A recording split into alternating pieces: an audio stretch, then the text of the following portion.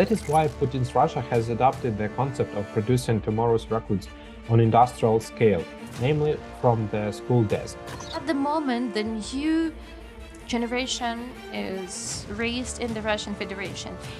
The generation which is brought in this atmosphere, in the atmosphere of the general militarization. Ми маємо на західних майданчиках пояснювати ці дослідження, чому Росія робить цю індоктринацію, які її цілі справжні.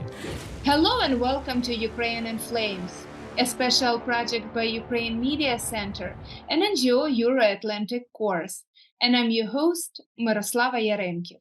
The Russians understand the significant role school teachers play in winning the war. What the Russian tank cannot achieve, the Russian textbook will complete.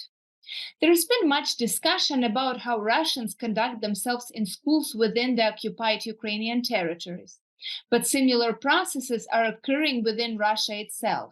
Following the Russian military discourse, one could argue that the militarization of school education is the second front in the Kremlin's ideological battle, this time directed against its own population. However, this has direct implications for Ukraine, as in Russia, those who were students yesterday become soldiers tomorrow. In today's episode, we're going to talk about militarization in the Russian education system and ideological tools for shaping the right worldview for Russian youth. If you want to learn more about this subject, please continue watching this video and subscribe to our channel so that you don't miss our videos in the future. According to many studies, Russian youth is the least influenced by state propaganda. They do not watch TV and they read independent websites. So the only way left for the authorities to somehow get their hands on them is to turn schools into centers of military propaganda. Today, this process is mostly focused on high school students, who potentially can be summoned soon, but will later cover the entire education system. More on that, please welcome Senior Analyst of Hybrid Analytical Warfare Group and Project Manager at the new Geopolitics Research Network, Volodymyr Solovian. The collapse of the plans for the rapid occupation of Ukraine in 2022 posed a serious challenge for the Kremlin. Now, for continuing its aggression against Ukraine, it is necessary to ensure occupation contingent of about 400,000 troops of Russian army and more than 30,000 troops of Russian Guards, Rosgvardia, at the occupied territories of Ukraine.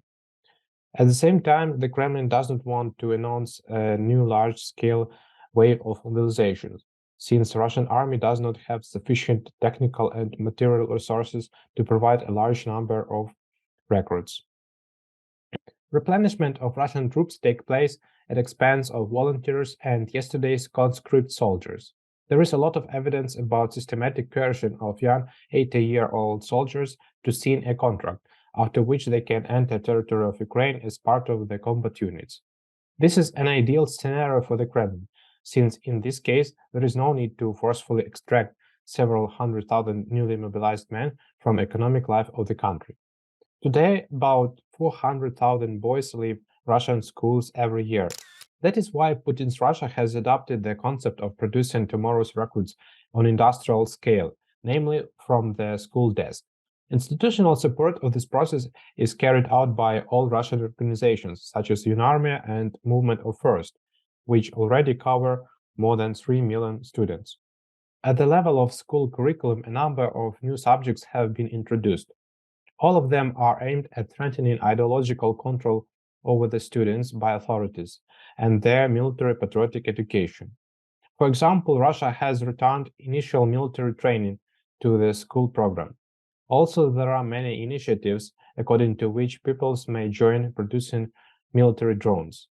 The Kremlin's aim is to mold school children into future soldiers who will willingly, without any resistance, go to the front lines of future Russia-created conflicts as a cannon fodder. Due to the archaization and unification of school education, Russian soldiers turn into customers of old-fashioned Russian propaganda. However, at the same time, a number of school subjects in the field of military and patriotic education are aimed at forming the desire to choose a military career among today's students. Such trends indicate that in midterm, The Kremlin is determined to strengthen ideological control over a young generation of Russians to form a new mass army, the basis of which will be today's students. The Russian Ministry of Education spoke in more detail about the implementation of the plan to include basic military training in the secondary school curriculum in Russia. Among other things, the life safety subject, which became mandatory this school year, will teach youth the handling of AK assault rifles and hand grenades, military drills, and the use of personal protective equipment. Expert at the Ukrainian Center for Security and Cooperation, Alina Ponypaliak, will delve deeper into the militarization of the school curriculum, with a particular focus on history lessons. If we move forward, and if we consider this book from the historical point of view, then we can find there fakes, propaganda, unjustified materials which do not have any kind of historical justification or background, and as my colleagues have already mentioned, that is an oral system. The system which you can obviously see in this book, in this textbook, and why it is so. What it is such a threat for Ukraine. The thing is that at the moment, the new generation is raised in the Russian Federation. The generation which is brought in this atmosphere, in the atmosphere of the general militarization, because through all this book, we can see the call.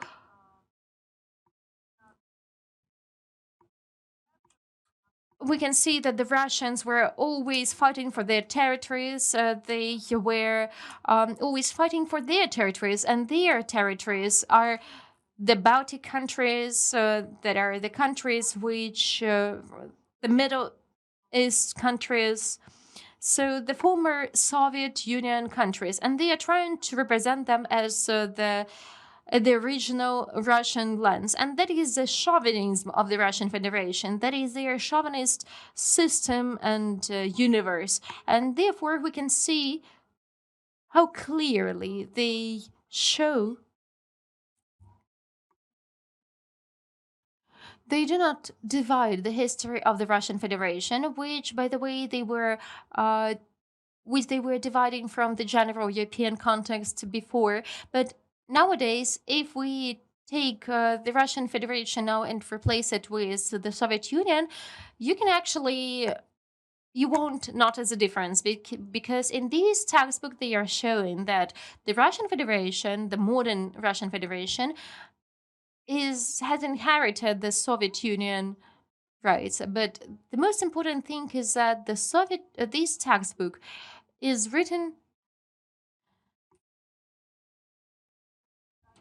based on the Putin's speeches, and it seems that all these speeches of Vladimir Putin were collected and combined in one textbook. So it seems like it was just his press officer who was taking down notes during his speeches and created a textbook. But the most important thing is that this propagandist thought is becoming a kind of constanta, which you are not able to contradict, because for the person who works in the field of history, because history is the thing which creates the understanding of their is creating the understanding of your own state. These scientists, they are showing that the entire world is an enemy, and Ukraine, a big chapter is dedicated to Ukraine. These initiatives highlight the increasingly militarized atmosphere in wartime Russia, and are also probably a deliberate allusion to the Soviet Union. Such classes were compulsory in schools until 1993. Professor of the Department of Social Philosophy and Educational Policy of Mykhailo Drahomanov Ukrainian State University, Serhiy Terepyshchyi, will share his thoughts on the responsibility of teachers, professors, and intellectuals for this war. У відриві від глобального контексту, у відриві від цивілізаційних принципів, локальна освітня система, локальна ідеологічна система не може працювати довший час. Говорячи просто, можна обманювати весь народ, але лише довгий, дуже короткий період часу. Говорячи про Росію, Росія дійсно багато вкладає грошей, ресурсів в пропаганду себе не тільки на шкільному рівні, але й на рівні вищої освіти. От тема, яка мене буквально задіває і дуже сильно тригерить, це тема відповідальності інтелектуалів за цю війну. Росія – це темний бік цивілізації. І інтелектуали, працівники шкіл, університетів, бібліотек, люди мислячі у всьому світі мають це розуміти. Якщо ми відкриємо підручники з так званих Russian Studies в Гарварді, в Оксфорді, в провідних західних університетах, ми побачимо, що там російська культура, російська мова визнаються найгеніальнішими, найкрутішими в світі. Там Достоєвський, так, тобто ці речі, які пронизують західний інтелектуальний ландшафт, вони показують, що Україна не допрацьовує. Я хочу сказати про те, що Україні потрібно теж вкладати в, як говорить Ярослав Грицак, український історик, український міт або міф. Потрібно створювати постійно український міф в світі для того, щоб конструктивно протистояти російській міфотворчості. Говорячи конкретніше про це дослідження нових предметів, які вводяться в шкільну програму Росії, ви знаєте, я не здивований. Взагалі, Росія – це, як говорить мій великий друг, політолог Микола Давидюк, це найгірший стартап українців. Росія – це найгірший стартап українців, які з Києво-Могилянської академії зараз поїхали, ми говоримо про Прокоповича, і заснували, значить, там їм розказали, що вони можуть бути імперією. Ми їх, так мовити, народили, ми маємо за іншим українцем Гоголем, ми маємо і поховати цю імперію. Але для цього потрібна постійна настирлива робота. Спільно з нашими західними партнерами, спільно з західними інтелектуалами потрібно пояснювати цю позицію, оскільки без цього прояснення просто заканцелити російську культуру не вийде. От є зараз такий тренд, знаєте, давайте просто не будемо говорити про Росію.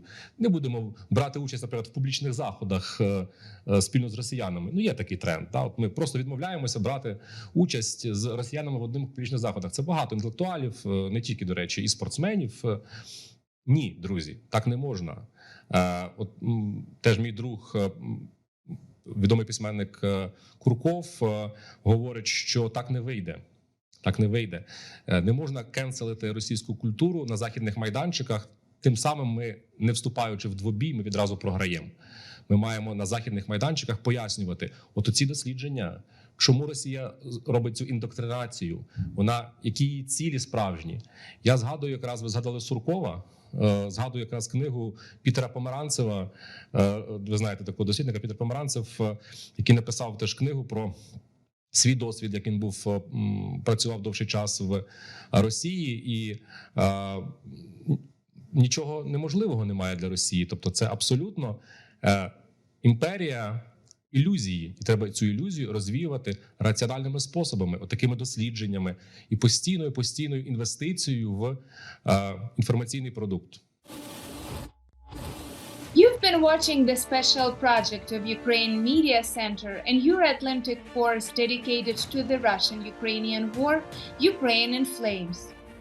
In the description under this video, you can find information on how you can help Ukraine fight Russian aggression. If you find our work useful, please like and share this video. Slava Ukraini!